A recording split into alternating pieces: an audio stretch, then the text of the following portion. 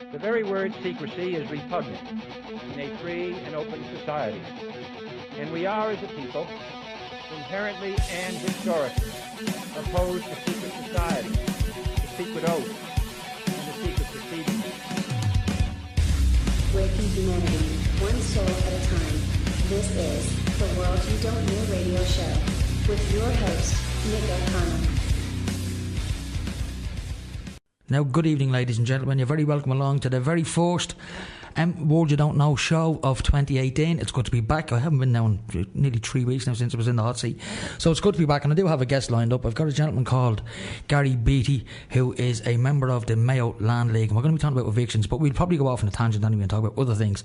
But we'll be opening the conversation with that. Now, I'm just moving my coffee over here, so we're going to have a coffee during the show. Shouldn't be drinking coffee this late at night, and we're only getting rid of it. Anyway, I'm going to go straight to Garie. Good evening, Garie. Oh, hang on a minute, folks. Just bear with me. There's music playing on the bottom one, so I just need to stop that. That's it. That's gone. Now I'll go to Garie again now and see what happens. Good evening, Garie. Good evening, Mike. I don't know if you heard that music there in the background. That bits and pieces. Right. Yeah, I had you on the same fader, but the music was still playing. I obviously couldn't hear it because I had the fader down. Where when I put it up to you, all I could hear was that music. Anyway, good evening. You're very welcome along to the World You Don't Know show. Well, thanks for inviting me on. Can I just say, first of all, Happy New Year to yourself and to all your listeners. Yes, and a Happy New Year to you as well, Garie. Now, the reason I got you on, I was hoping to get a Canadian guy on, but he never got back to me, and I didn't know what the crack was around. So I was reading through your post today on Facebook in regards to the amount of evictions going on in the courts at the moment. It's an awful lot. I mean, 50 cases here, 60 cases there. And, you know, we're not even hearing about any of this in the mainstream media. Now, my colleague here in the studio, he just mentioned there a couple of minutes ago that he's seen a couple of news reports leading up to Christmas about a few cases that were going on in the courts. But that's just the tip of the iceberg, isn't it? It really is the tip of the iceberg. Most weeks there are up on 600 cases all around the country. Now, this week, it was a little bit less than that. It was like 230 odd, but this is the first week back after Christmas, so there you go. So they're going at it with gusto, I suppose. Well, they're going to get more and more and more. Now, before we continue, can I just say, I know I have reliable information that my daughters are listening, so I would like to tell them to go to bed. They have school in the morning. School is important, all right. Well, there's so many going on, it's unreal. Like, we had 1,500 repossession hearings in 10 days leading up to Christmas. In 10 days, 1,500 cases. Is that nationwide now, yeah? That's it's nationwide, so that's every county in the country. And can I ask you, Garie, what is the average figure, say on a weekly basis or even a monthly basis, of people actually losing their homes? It's hard to gauge because every month it seems to change. Like, and different jurisdictions, it's different also. Like, for example, we have here in Mayo, where I am, we have a county register that grants a fair percentage, I would say 10%, of all possession hearings that he hears, he grants. And then we'll have a guy maybe in Leitrim, for example, who might grant 2%. So it's different in each jurisdiction. And like some county registrars are, you know, they're really decent people. And there's others that I believe are working for banks and working for financial institutions, and they're not working for the people at all.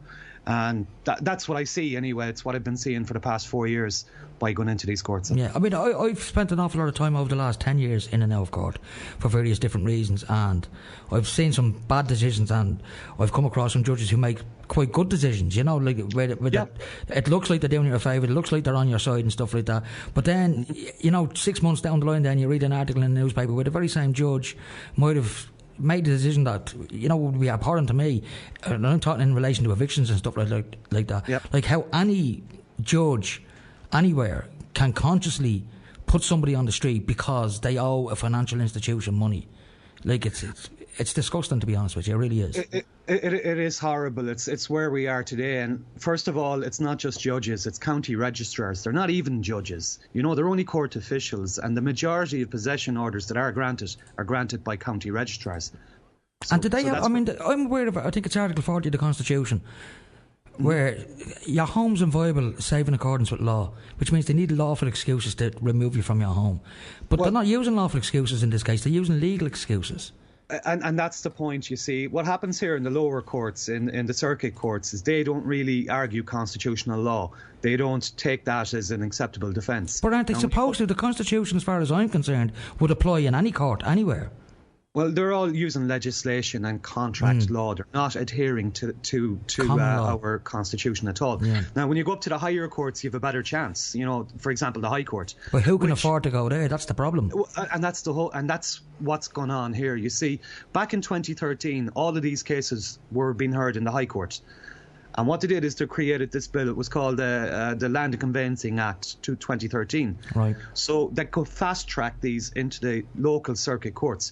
So instead of maybe, having 100 or 150 cases up in the High Court, you could have 150 cases in Mayo, 150 cases in Galway, 150 cases in Cork, and so on every month. Now, I'm not saying that there's 150 cases in Mayo every month. It's in and around 80 is the average in Mayo, but in Galway it's over 100. And Donegal it's always well over 100, and other jurisdictions throughout the country it's the same. No, the first time I ever seen anyone in my lifetime being evicted, like literally onto the street with your furniture, was back in the very early 1980s. And I remember I was walking down Church Street in Dublin, actually not far from the courts, in and around where the courts are in Dublin. And I seen a woman, middle-aged, probably in her 40s, 50s, with all her furniture and her kids on the side of the road. Now, it transpired at the time that she had been evicted because she was a council tenant and she just wasn't paying her rent. So, they'd exhausted all avenues and then eventually just put her on the street. And that was the only time I'd ever seen any. The council did, yeah.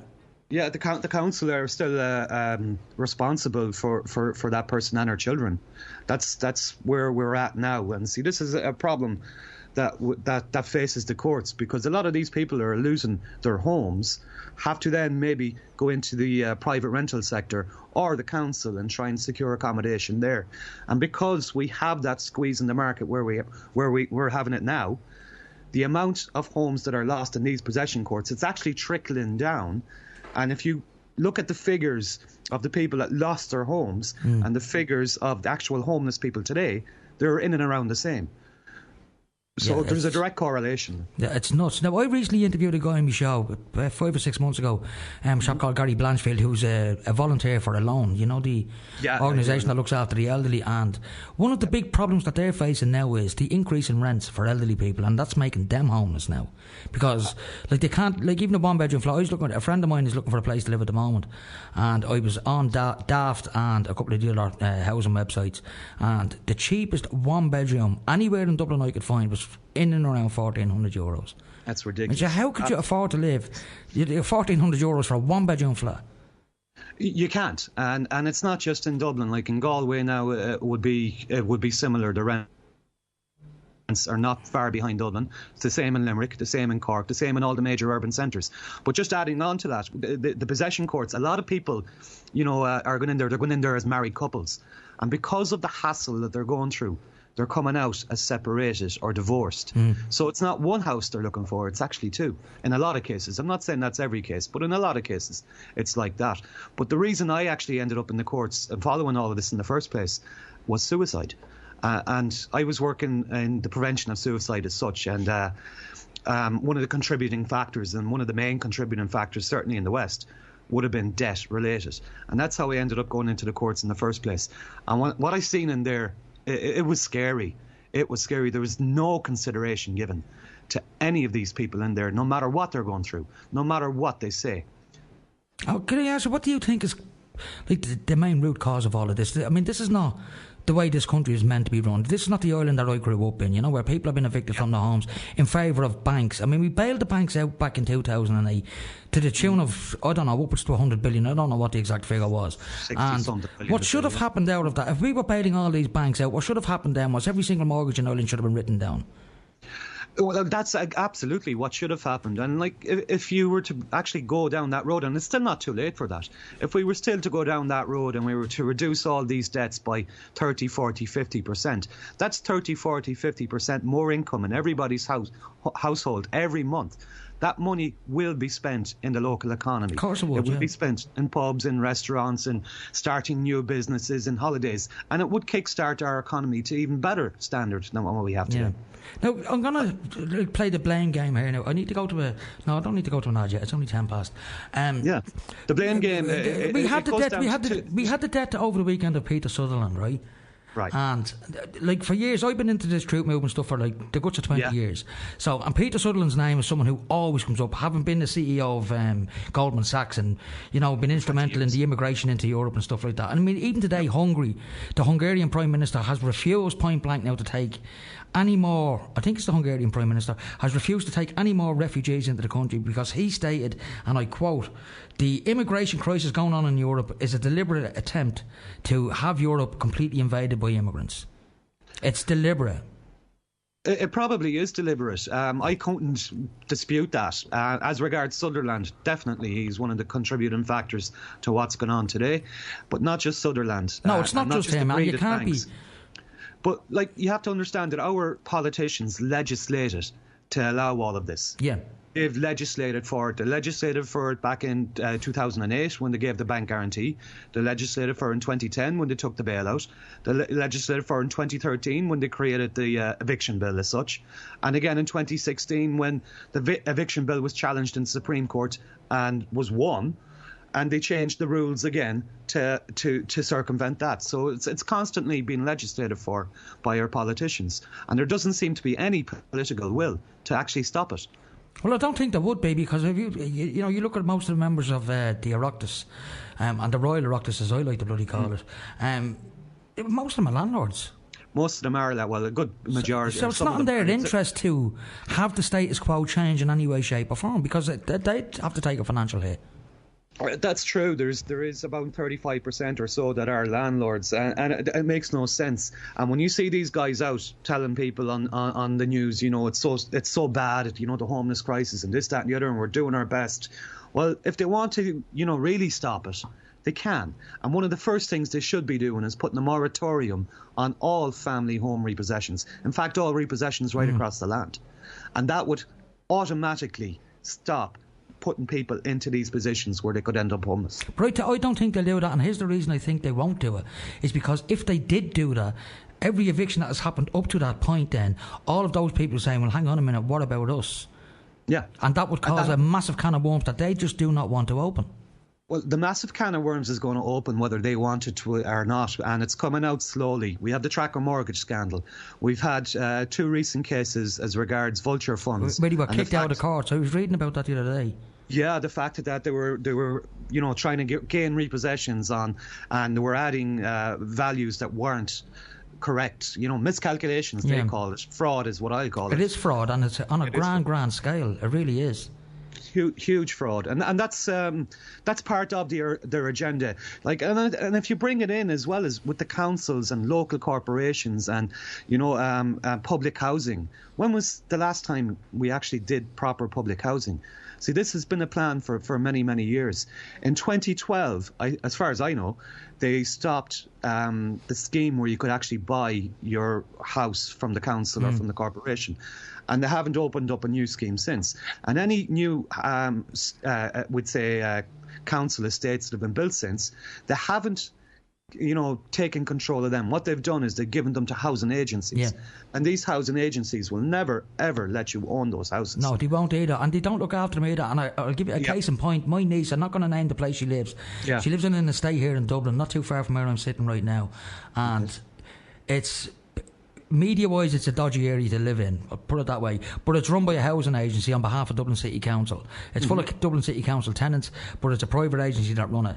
And I emailed them last week about antisocial behaviour going on outside my niece's door, and she's terrified living there. But they don't care. They don't even bother replying to your emails.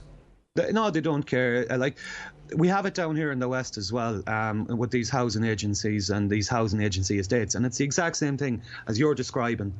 That's happening there, that's happening down here. And they don't care. Like, the value of these properties, you know, goes on their balance books. And basically, because of that, they can borrow or build more and more and more and more. And the councils and the governments have given them these houses basically, instead of giving them to the people, are selling them to the people. You know, it would make much more sense for example, a guy like me who has 2 children to be able to buy my council house and to be able to use that as collateral for my children's future. And I'm not ever going to be able to do that with the way things are. I mean, if you read the Constitution, and it clearly states in it, the resources of the land belong to the people and the people alone. You know, unfortunately, I would include house building in that. Yes, it does include house building. It includes all our natural resources and everything else. But these governments believe that that all the resources are the state, and they believe that they're the state, and the people don't count. Well, they are the state. They're the Royal Oireachtas. I mean, I mean, if you look at the history of what's gone on in this country, we are ruled, even to this day, by an apartheid system. We have a 26-county free state, call it what you want, but it's still an English construct. It's a British construct. And it is an apartheid system that we're actually seeing now, and it's becoming more and more evident every day. You know, like you don't have to go up to Dublin anymore to see all the homeless or all the hungry people. You can see that in Sligo. Yeah. You can see that in Athlone. You can see that in Limerick, in Galway, in Naas. You can see that anywhere in Ireland. Yeah. It's no longer a problem unique to our big cities. And it was a problem. Like, I remember, like, when I was growing up in the 1980s in Dublin, I grew up in the south inner city, so I seen poverty in Dublin firsthand, so I was used to it. I knew what it looked like. And I remember going to a little village in Mayo called Cong. I'm sure you know Cong quite well. I do, yes. Beautiful little place. The quintessential Irish postcard village back then. It's not anymore. Yeah. You know, would a village like that be suffering them same problems? Yeah, there's people in those villages that are suffering exactly the same scenarios that maybe people are suffering in Dublin. But, like, we have this thing, especially outside of Dublin, we have a stigma attached to, you know, not being able to talk about these issues, not being able to talk about the fact that you might be in a repossession court or that you might have problems feeding your family. And do you think that's the biggest problem, that people are not talking because they're too proud to, you know, let their friends and neighbours know that they're in serious difficulty? Well, in fairness now, if you bring down, go talking about the last 60, 70, 80 years of this state and the control that maybe religious orders had on it or certain political parties, we were never encouraged to talk about any problems. Like, if you had a problem, deal with it, get over it, That's true, it, but don't actually talk about it. But this problem that people are having, where you're facing homelessness because you're going to lose your home, because one, you know, you grew up in the good times when everybody had a job, you had mortgages thrown at you and you were encouraged to take one, you know, and you took one and then they pulled the rug out from underneath you. I mean, all of this, you know, when you look at it from, you know, an outsider's point of view, and I can look at it from an outside point of view because I never took out a mortgage. I didn't fall into that trap, you know. Right. I rent privately still to this day. I mean, I'd like to have a mortgage, don't get me wrong. I just didn't, you know, looking at it back then, I said, I'm not getting into something like that. It's too deep. The price of property was skyrocketing at the time when I was in a position to get one. But an awful lot of people I know did get one, and they are all nearly in the same boat now. They're either struggling or they're facing eviction. Well, there you go. See, I lived in France for a couple of years back in the early noughties. And even in France, they were looking at Ireland and they were saying it to me, you know, oh, there's a bubble right there. And when I come home and say it to people, they were laughing at me. They didn't know what you even, I didn't have a clue what I was on about. And then later on in the mid-noughties, I was living in New Zealand. And in New Zealand, they were saying the same thing. Oh, we're hearing about this bubble in Ireland. And, you know, bubbles burst. And even I was saying that to people at home. Yeah, right, you haven't a clue what you're talking about. And next thing, 3 years later, they're gone. Yeah. And the funny thing is, in New Zealand now, I'm talking to people in New Zealand and I'm telling them, well, you're actually, you know, have a big property bubble now. The same thing as what you were warning me about is happening to you, and they don't see it. Yeah. I mean, I even knew a guy, now I got my truck driver's licence back in 2004, and a friend of mine got one at the same time. Now I went out and I got a job driving trucks for various different companies like DHL and stuff like that, but he went out and he got a mortgage and bought a truck.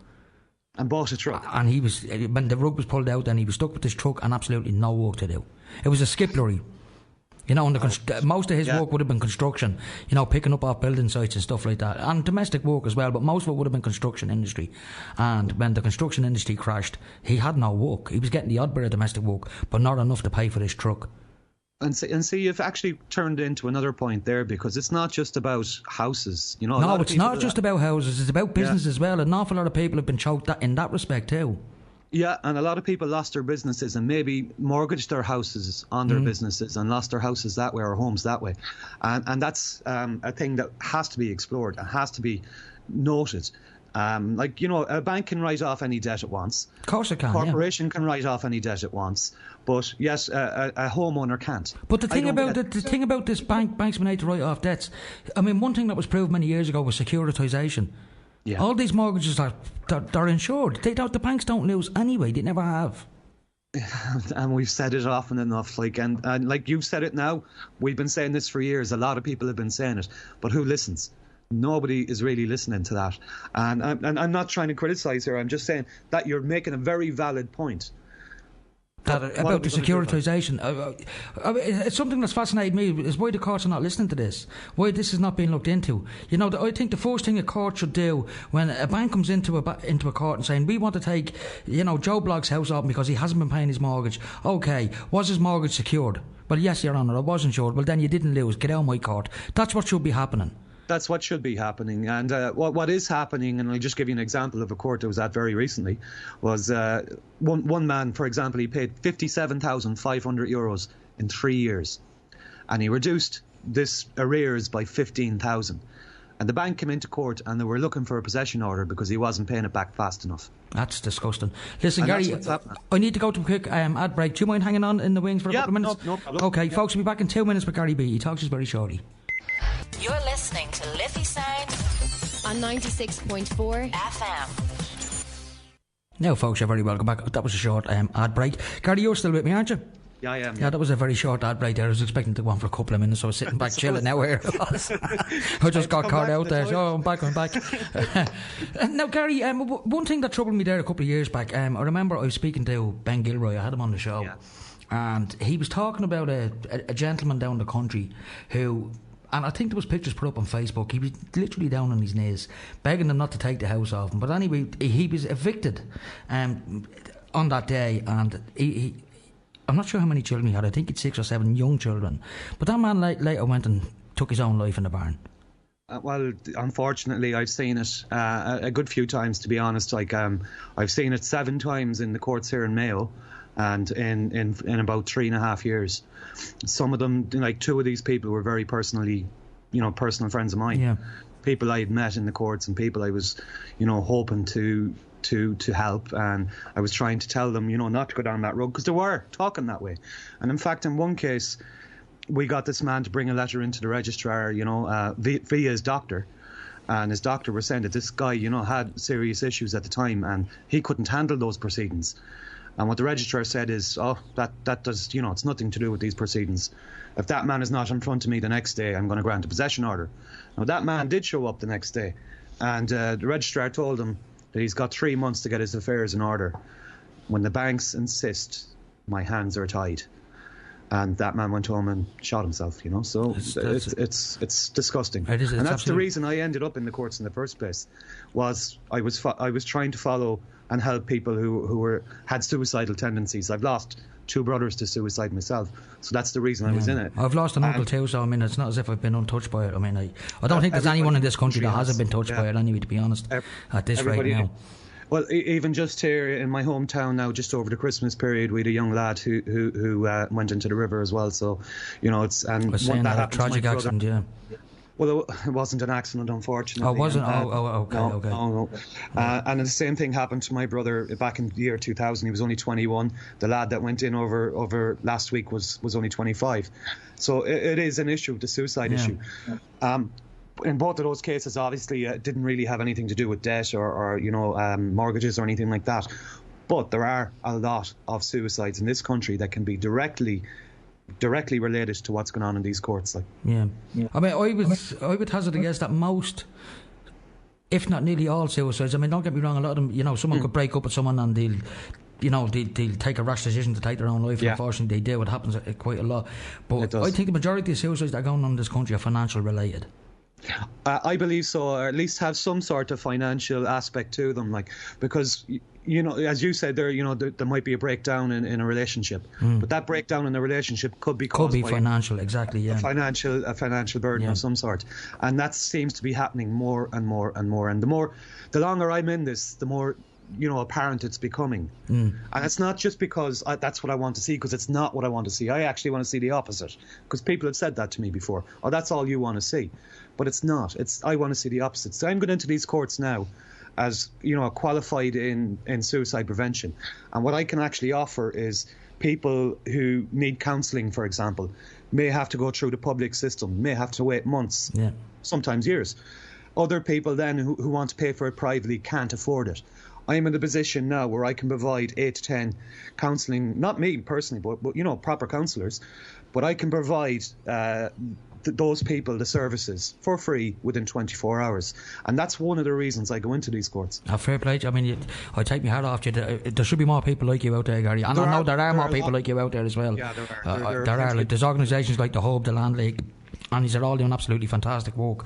And I actually, I'll always try and highlight what you do on my show as much as possible, and I'll never shake away from that. It needs to get out there. This information needs to get out there. I heard absolutely. See, when you're talking there about the Hub, and let's not forget the people who founded the Hub actually went through all of this and went through the suicide thoughts and the whole lot, and they'll openly talk about this. And that's the reason. And they're all working off their own experience, as you just said there. That's why they're doing this. They're not doing it because there's a problem with this group in society, let's help them. They're doing it because it's happened to them. Absolutely, and they learned from their own pain, and they understand it. And the same as myself, and the same as Ben, and the same as like Finbar Markey. There's loads of lads all around the country. But there's another issue now that's becoming obvious as well, and it needs to be highlighted and talked about. And it's these eviction teams that are being, I don't know if you've heard about. I haven't. No, tell me more, please do. Well, I'll tell you more. There's ex-Gardaí around the country who are coordinating eviction teams. And what I mean by an eviction team, it's like almost paramilitary style, where you're having guys in balaclavas coming into properties and evicting people from their properties. Now, you've probably seen a video last year from Corofin, where guys in balaclavas and guards arrived up at a house in Clare. I did, I've seen that, yeah. Yeah, well, that's just one. Well, this is becoming more and more common. And these paramilitary style eviction teams, a lot of them are foreign mercenaries. What that means is they're not Irish people. So they don't care anyway. They're either from the north or from Britain or from further afield.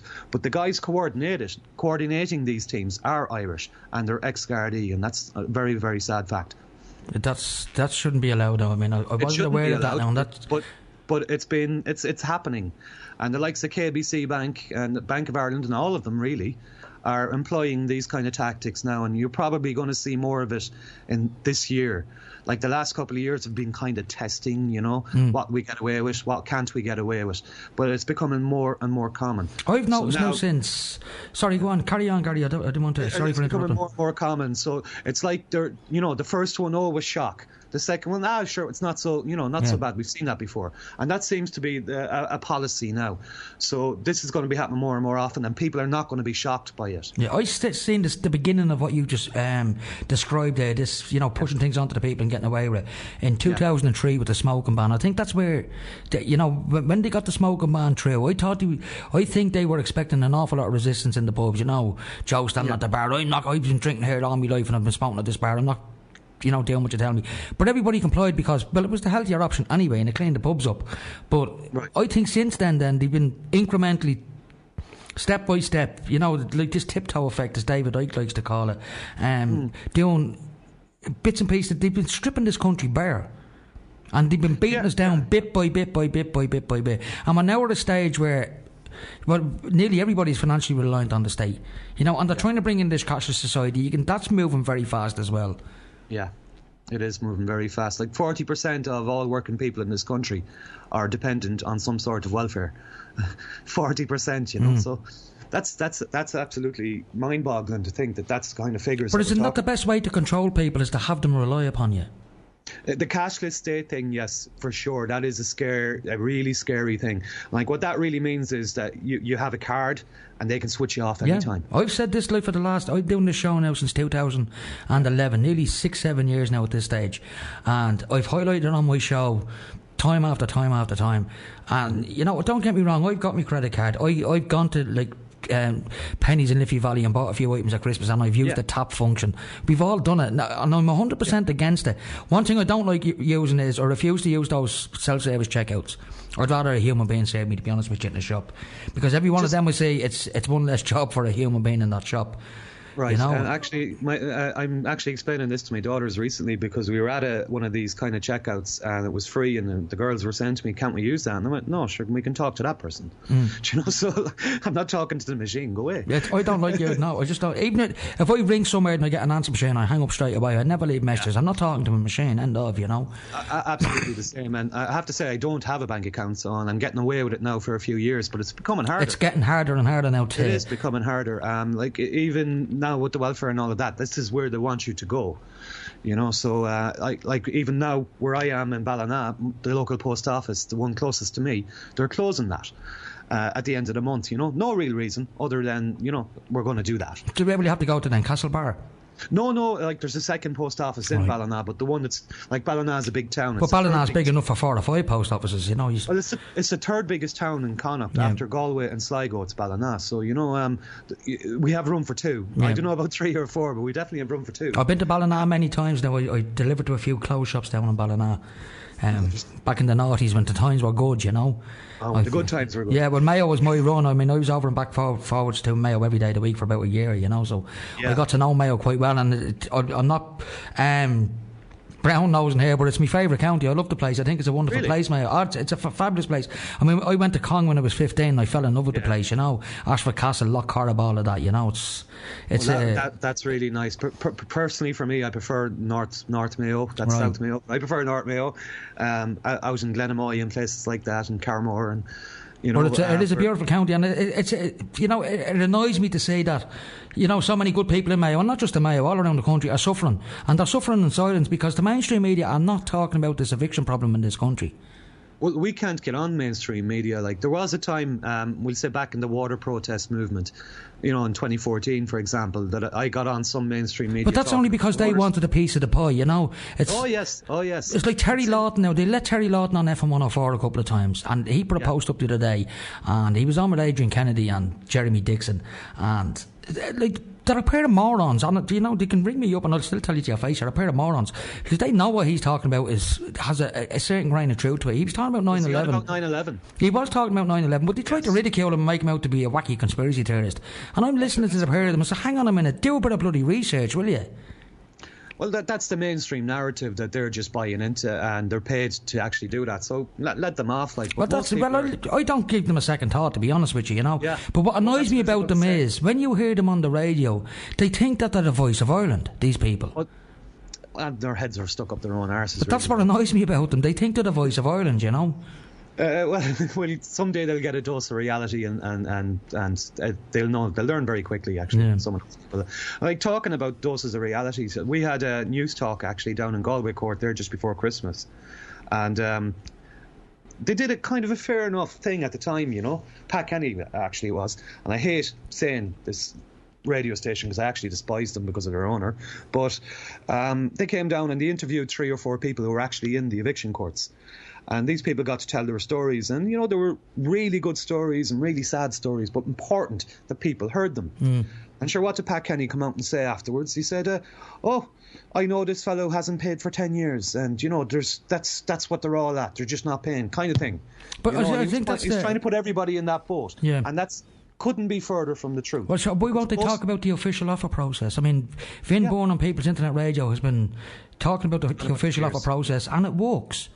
Yeah. You know, and I remember years and years back, my grandmother tried the official offer process, and this is a funny story. This is back in the 60s, Gary. She was taken to court by Dublin City Corporation at the time. It would have been council, and she had some rent arrears. I mean, everybody in Dublin was probably in arrears at that stage, anyway, in the 60s, you know. In the 60s. But she was brought to court anyway. I mean, my grandmother had, I think she gave birth to 22 kids, and 11 survived. So it was a large family that she was looking after. And she was definitely no television in that house. Definitely no television, no. But she was taken to court, and she made an official offer of a penny a week, and the judge accepted. Okay. Or offer arrears. That's an official offer. She wasn't saying, "I'm not paying you. This is what I can give you. You know, to clear me arrears, and I'll pay me rent every week as well."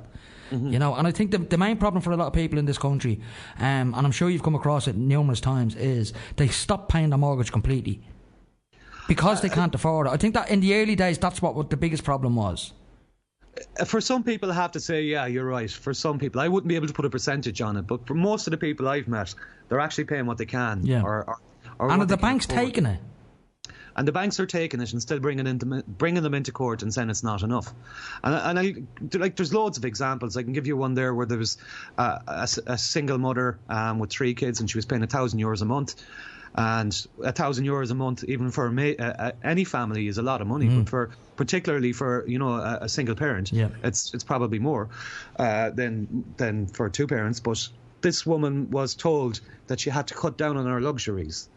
That to pay more to the bank, and she was like, what luxuries? Food, water, heating? What luxuries are you on about? And these are the kind of things that have been said. Yeah. And more often than not, most of these people don't show up. So what the registrar or the judge might say, but more often the registrar is, oh, well, that person should be paying a little bit more, and we'll try and make that person pay a little bit more. Yeah. And that's, make them come to some sort of arrangement. Like the worst one I've ever seen happened in Galway court, and I was disgusted by it. I actually got up and walked out, and I told the registrar what I thought of her, and under my breath. The worst one I seen was there was an elderly couple. I'd say they were in their 60s, and the husband had a sister who had an accident and was restricted to a wheelchair, for example. So he was taking her in and he was her carer, but what he had to do was he had to change the house around a little bit to suit her needs. So he spent some money in doing that and fell behind in his mortgage. Now he wasn't behind much, he was behind by about 6,000 or 7,000.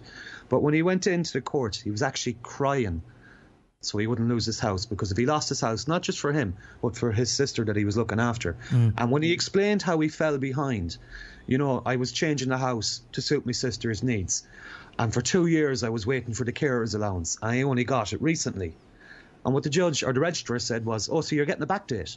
And he said, yeah, I got a bit of a back date, yeah. So you give that to the bank and pay an extra €400 a month until you pay it off. And he was going out of there thanking them. You serious? I was disgusted by it. I seen it one day myself in court. Now I had reason to be in court there a few months back, and it was up on a litter charge. Now I didn't do it, and I successfully appealed the case and won it. But when I was in the district court, and this is one thing I noticed about the district court, is you don't get a word in edgeways in that place. They do not listen to you. There was an elderly man who was up in front of me, and he was making what I will call a charitable donation. He left a bag of clothes all neatly folded in a bag beside the bin, exactly the same thing that I was accused of, even though it wasn't me who did it, it was somebody else. But I'll explain to you now in a second what happened in my case. Okay. But like I said, he was given a €50 fine to pay to a local charity, and he thanked the judge on the way out. And this was a man in his late 70s, and I'm looking, I said, there's something not right about this. This does not make me feel good. You know what I mean? It's disgusting that this goes on. And my case was up next, but because I had asked for a Garie Beattie order, i.e. full disclosure, which I think at the time pissed them off, but they convicted me anyway. But they convicted me, fined me €200 with a €100 cost. But I appealed it, and what happened in my case was my partner had done the exact same as that elderly man. She'd made a charitable donation beside a clothing bank on the street. The clothing bank was full and stuffed with duvet, so she couldn't put it into it, but she left it beside it. Right. And what had happened in my case, because she was in my car, under Section 27 of the Litter Pollution Act, the owner of the vehicle is liable, even if you're not there. But I successfully argued liability in the court on the grounds that how can I be held liable if I wasn't aware an offence was taking place? Which is true. And I won the case. And I won the appeal, But no one fights them, you see. This is the problem. And when you do fight them, then, you almost become a target afterwards. Like, well, if we don't get you here, we'll get you somewhere else. Yeah, well, we've seen that with Joe Ducey, and I'm not going to get into that case at all because I don't want to prejudice Joe in any way whatsoever, but you know exactly what I'm talking about. I do, like Joe, I know what happened to Joe, and it's wrong. And it is wrong, but hopefully that will resolve itself. I'm not going, like I said, I don't want to prejudice Joe in any way on the airwaves, in any way, shape, or form. I just wish him the best, and I hope everything does work out for him, which I hope it does, you know what I mean? And he has a lot of good people on his side. I seen him down in Dublin Castle there today as well, speaking up for Joe and highlighting his case, and hopefully that will come good, but we leave it there. Hopefully I'll get Joe on in the future when things do pan out for him. You will get Joe on in the future. I will, and he'd be a pleasure to talk to. He has been on like Sean Maguire's show, Vin Bourne and stuff like that. Like, they're all friends of mine. We all know each other, and he has been on all of their shows. But hopefully, like I said, things work out for him in the future. It's wrong what's going on, and I will say that, without getting into too much detail. If people want to know what's going on, go onto Facebook and just type the man's name and you'll find out for yourself what's actually going on in that respect. But Google it as well, there's so much there. But there's a lot of corruption going on in this country, and we talk about Donald Trump cleaning out. It's not just Joe. Like when you're talking about corruption, Joe is a good example. He's a face, an example of a face. But there's so many people who wouldn't say have the public persona that Joe has at the moment. That are going through the exact same thing, and they're not being talked about, and because they don't have the support Joe had. Joe had the balls to go out and speak about it and actually say what was going on and what is going on, and he had the balls to stick up for himself. That's what happened to Joe, unfortunately, he came unstuck, as we know, but not through any fault of his own, because we live in a corrupt system, and that's the way the system is treating him at the moment. And unfortunately, that's why you have to be careful what you say, I believe, because if you rub people up the wrong way, particularly those in power, they can come after you, and they will go after you. Well, I've been targeted myself, but I won't go into that either, because that's all court pending as well, so we'll see what happens, But I do want to talk about one particular thing that does really, really get to me. Can you leave it till after I have an ad break to go to? Can you leave it till after that, and then we'll have about 15 minutes left, and we can get right into it. Folks, I'm going to be back in 2 minutes, probably less than 2 minutes, with Garie Beattie. Talk to us very shortly. You're listening to Liffey Sound, www.liffeysoundfm.ie. Listen online. Community radio at its best. Danger, danger! If sore necks, ringing in your ears and mosh pits are your thing, check out High Voltage with me, Dave Darcy, for all things rock, metal and punk. Every Monday evening from 7 to 9 on Liffey Sound 96.4 FM. Danger, danger! High voltage! Local programmes, local presenters, local news. Tune to Liffey Sound 96.4 FM. Now, folks, you're very welcome back. The text line is 087 062 7138. That's 087 062 7138. I should have given that out earlier, but apologies for not doing so. And I have Garie Beattie just waiting in the wings. And just before I do go back to Garie, you can check out the show's Facebook page. It's called The World You Don't Know. There's also a group called The World You Don't Know Radio Show on Facebook. So you can go on there, like it, share it, blah, blah, blah, blah, blah. And there's loads of information gets put up there. And that's where all the podcasts go as well. So this show will be getting podcast over the next day or two, and you'll be able to find a repeat up there. So anyway, I'm going to go back to Garie. Garie, you still with me? I am, yeah. I just want to talk about a thing that happens every Sunday outside the Fianna Fáil headquarters. Yep. Do you know what I'm talking about? I don't. Right. Have you ever heard of Mary Boyle? I have. Right. Every Sunday for the past year and a half. Funny enough, you should mention her, because my cousin mentioned earlier on I should get Gemma Doherty onto my show. She's a journalist, I think, that's been covering Mary Boyle, am I correct? Yeah. Well, yeah, Gemma made a film called Mary Boyle, The Untold Story. Right. You'll find that on YouTube. So Mary Boyle, The Untold Story. Right, I must take a look at that. And it's a feature-length film. It's about an hour and a half long. Right, that's that little girl that went missing in Donegal and... Yes, it's really revealing, really, really revealing. And it really does lay out exactly, well, I wouldn't say exactly, but it does lay out the questions that need to be answered. Yeah. And Gemma made this film, and... basically what happened, Mary Boyle, is in 1977, I think it was March 18th, 1977, the day after Paddy's Day. Right. Mary went missing. She's a 6-year-old girl, and she went missing, and the main suspect anyways, later on, while he was being interviewed by Gardaí, he was according to the Gardaí, he was about to admit what might have happened or what did happen, and a particular politician phoned in and demanded that this man not be interviewed and to look elsewhere, basically, and so almost 41 years later, Mary has still not been found, and what happened to her has still not been established. So I wanted to talk about it for a sec, because every Sunday, do, please.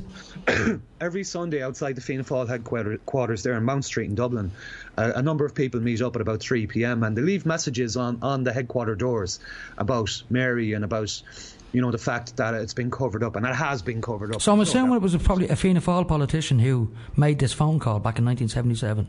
Yeah, that Fianna Fáil politician, he died last year, so a lot of people thought, when he died, that finally we'd be able to actually progress and find out what really did happen to Mary and, uncover it. But it seems to have come to a standstill again.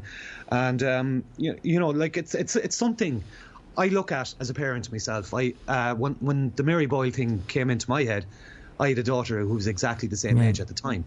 And I was thinking, that's disgraceful. How can we not, as a nation, solve something like that? Especially that we know that this politician intervened in the Garda investigation. Yeah, which is corruption at the highest level there. Yes, and the main suspect is still alive and has still never been interviewed and has still never been brought in for questioning. So, like I say, every Sunday outside the Fianna Fáil headquarters, a number of people meet up, and they do leave messages and they put up purple balloons. And the reason purple is significant is because the last thing Mary was wearing was a purple ribbon in her hair. So purple is the colour for Mary. And that's why you might see purple a lot of the demonstrations in relation to Mary Boyle. Right. Councillor John Lyons from People Before Profit, he's trying to get the Gemma Doherty movie shown in the Dáil to all the TDs, so that they might actually... if it's on YouTube, I'm sure they've seen it. Well, it's not. Well, we've all sent it to them. I've sent it to every TD in Ireland and every councillor in Ireland as well. So, if they haven't seen it, it's not my fault, and it's not anybody's fault, because they have. This information has been supplied to them over and over and over again. Now, what I just want to plug about March 10th, and I know it's a bit away, so I might send something to you beforehand again. I'll get you on before March 10th anyway, if we can, and you can plug it again either way. So, but go ahead and plug it anyway. Well, March 10th, basically, a few of us are going to meet up outside the county coroner's office in Donegal, and that's in a place called Stranraer. You ever heard of it? I haven't, no. Stranraer. It's a nice little village just outside Donegal town. Anne Doherty, Mary Boyle's twin sister, she'll be there. She had a twin sister, did she? She had a God, that must have been sister. tragic for that poor girl when she was a child. Absolutely, I can only imagine. Anne has spoken on numerous occasions about what she thinks may have happened as well. And see, obviously, Anne, being a twin, would have been a lot closer to Mary, and would have been aware of what was going on at the time, all those years ago. So Anne has plenty to say on it. But on March 10th, outside the county coroner's office in Donegal, we will be looking to establish a proper inquiry, an inquest as such. Yeah. See, a real inquest will be able to ask certain questions to people that these questions have never been asked. And can these I ask, questions have to be asked. Absolutely. At the time, as you said, a politician allegedly found on Garda Síochána and asked that this suspect not be interviewed any further. A Fianna Fáil politician. Do you think that this suspect might have had something on that Fianna Fáil politician? Well, there's a lot of ifs and buts on what the reasons were. I can give you my own personal thoughts on it. My own personal thoughts is that there was some sort of group or some sort of society in the South Donegal area at the time, and I would call it, a paedophile. A paedophile ring, yeah. Yes, and that's and I believe that's what I believe. I cannot prove it, but I believe it. That so many of these people involved, including the main suspect, including this Fianna Fáil politician, including perhaps a member or two of Garda Síochána, as well as other people, were involved in this paedophile ring, and they all conspired to cover it up. And they've covered it up for almost 41 years. But what these people don't realise is that there's people today. I wasn't even born when Mary Boyle went missing. But I will not die. I will not die a happy man until we find her. Do you know what, Faber? I take my hat off. Fair play to you for taking up that cause. As you said, you weren't even born when this happened. Well, it's not my cause now. This is a cause for all of Ireland. This, like the particular, I'll give you Davina O'Reilly, Alan Laws, and Sharon Kelly in Dublin. They've been plugging this for the last year and a half. Every week they go outside that Fianna Fáil headquarters. Now, they may have missed 1 or 2 weeks, but nevertheless, they're still keeping the flame lit. And reminding these guys in this particular political party that they will not cover up paedophilia or child murder or child kidnapping or anything like that. And it's not just Mary Boyle. Let's open that up a little bit. They have covered up the Tune Baby scandal. Yeah. They've covered up the mother and baby home. Well, look at the famine, what so-called famine, one of the biggest genocides on the planet over the last 300 years, and they've covered that up pretty well. Well, in fairness, now a lot more people are awake to that now than maybe were 20 or 30 years ago. But they're still pushing the same boat in school, that there was a potato famine in this country. But I think one of my daughters got into trouble at one stage for saying something like, well, if the potatoes weren't there, why didn't they eat something else? I done the same myself in school. I said, why don't they eat apples or kill a pig or something like that? Shut up and sit down the back of the class. You're talking too much. I was taught by, first of all, nuns, then brothers, then same priests. Here. It was the brothers who were teaching me this bit. Yeah. And when I said that, I was kindly reminded to refrain from such stuff. And it wasn't kind, by the way. But you know what I mean. So, these are all connected. And there's a story coming out as well in Waterford recently. I read about that. Yes, I've seen that. About this also implicates members of Fianna Fáil. So it seems that Fianna Fáil are covering up or are implicated in an awful lot of this abuse that has been going on, historical abuse. You're obviously into the troop movement. I'm sure you look into plenty of other things as well as just the evictions. It's not your only thing that you look at. We look at tons of stuff. Yeah. So you will know, Gary, that paedophilia is one of the biggest tools that they use for blackmailing politicians. They get them into a situation when they're a young politician, and then they have them for life. Then. Yes, and it goes on quite a bit. Now, I've seen the meme flying around there recently about our esteemed president. I'm not even going to get into the meme because I don't think it's fair, to be honest with you, putting stuff like that up there. Yeah. But you probably came across it yourself. I've heard it. I don't really. But I think it's wrong. But they're basically accusing of signing the eviction bill into law because blah blah blah. They have the goods on them, And apparently, something with a 14-year-old. But exactly. But I believe that they do this with politicians, with high ups. They have to do it with them because they need to control them. The powers that be. And I'm not talking about politicians being the powers that be. I'm talking about the money men behind them, the Rothschilds, the Rockefellers, the ones who really run this planet, Well, if you wanted to compromise somebody and control them, that's the best way to do it. Way of doing it. Yeah. I mean, because if someone wanted to compromise me and says, Mick, we know you had an affair with such and such 10 years ago, so tell you how you like, I don't give a rat's. Do you know what I mean? It wouldn't bother me. But something like that, if someone had something like that on you, you'd probably say, okay, well, don't say nothing to nobody because your reputation's over. You just have to look at that RTE guy that was caught over in Leeds there a few weeks back. His reputation's finished. It's in tatters. And it can happen that quickly, I don't really watch those videos too often, to be honest. But I do appreciate those people that are. They're doing great work, I mean, the police are giving out to them saying they shouldn't be doing it, but well, you do it then. But they won't, So I don't blame them for doing it. Fair play to them. Like what I'm doing in the courts is essentially the guards' work as well, isn't it? And what everybody else is doing in the courts. And even coming out tonight and speaking about Mary Boyle. We shouldn't be speaking about Mary Boyle tonight. We shouldn't have to. The case should have been solved a long time ago, donkeys years ago, but we have to speak about it because it hasn't been.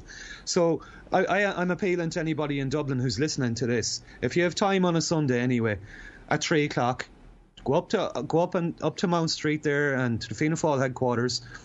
It could be your child, it could be anybody's child. It just happens that this is a child in Donegal 40 years ago. But that's not the only child that went missing, and it's not the only child that was abused in this country. No, it goes, look, I'm someone that's gone through my own thing when I was a kid in this country as well. So, I don't think there's hardly anybody in this country that hasn't been touched by the corrupt system that we live under. Unfortunately, this country's been getting raped for the last God knows how many hundreds of years. There's an awful lot of crap goes on here that doesn't get spoken about. Well, we're getting into a new year now, and platforms like yours now are providing, we have a platform with you, there's platforms with other people as well, and this information slowly is getting out there, but it is getting out there, and I believe this year, 2018, could be a major year as regards people waking up. We need a lot more people to wake up. I think this is the year for it. I think the country suffered enough. I think it's time now for people to say, listen, enough is enough. We need a different system. Listen, Gary, I have come to the end of the show, unfortunately. It's coming up to 10 o'clock. I want to thank you for coming on the show at such short notice. It's been a pleasure talking to you. Thanks very much for providing the platform. I hope that the information or some of the information that I got out there resonates with people and they think about it. Hopefully. And hopefully it can bring some sort of closure to some people. Let's put a stop to the crime that is evictions. And it is a crime. It needs to stop. It is a crime. And it needs to stop. It needs to stop. Enough is enough. The people have suffered enough. Anyway, Gary, listen, I will get you back on again in the near future. You've been a great guest and a great talker, Gary. You're a wealth of information, so thanks very much. Okay, Mayo for Sam, all right? yeah, whatever, yeah. We've heard that before. Listen, I'll talk to you again, Gary. Thank you very much. Bye. Now, ladies and gentlemen, that was Garie Beattie from the Mayo Land League, doing sterling work there, trying to stop people getting thrown out of the homes by giving them good good advice and what they can and can't do in and out of the courts. Anyway, folks, I have come to the end of the first show of 2018. It's been a good show, actually. I've really enjoyed it, talking to Garie. So I will be here next week. Now, I just want to a quick mention, the Open Minds Conference is going on this March. I'm not sure of the exact dates now. I'll let you know again next week. But you can go on to omic.com, Open Minds Conference, on Facebook as well. That's the Awaken Awareness South East Ireland Facebook page. I've organised this, and there's some wonderful speakers. Now, I went to the conference last year. There was an absolute blast down there. Some great speakers, and there's some brilliant speakers again this year. It's in Dooley's Hotel down in Waterford, and you can get your tickets on Eventbrite if you want tickets for that. So I just want to give that a little plug. But why I'm mentioning it is because I hope over the next few weeks to be interviewing some of the speakers who will be attending that conference and getting them on the show, just to get a feel for who they are, what they're going to be talking about, and what you can expect if you do go to the conference. That's the Open Minds Conference, Open Minds 2. First one was a massive success, and hopefully this one will be an even bigger success. It's over 3 days this time, I believe, down in Waterford in Dooley's Hotel. I think it's the 5th, 6th and 7th, I'm not sure, but don't quote me on that. I'll let you know next week. Anyway, this has been The World You Don't Know. And remember, folks, the world is full of great people, and if you can't find one, be one. I need, do you know what I do? I'm at the, let me see, there it is there now, yeah, me intro. I should have had that queued up, but I didn't. Anyway, folks, remember, as I just said there, the world is full of great people, and if you can't find one, be one. Until next time, this has been The World You Don't Know. Talk to you all very soon. The very word secrecy is repugnant in a free and open society. And we are, as a people, inherently and historically opposed to secret society, to secret oaths, and to secret proceedings.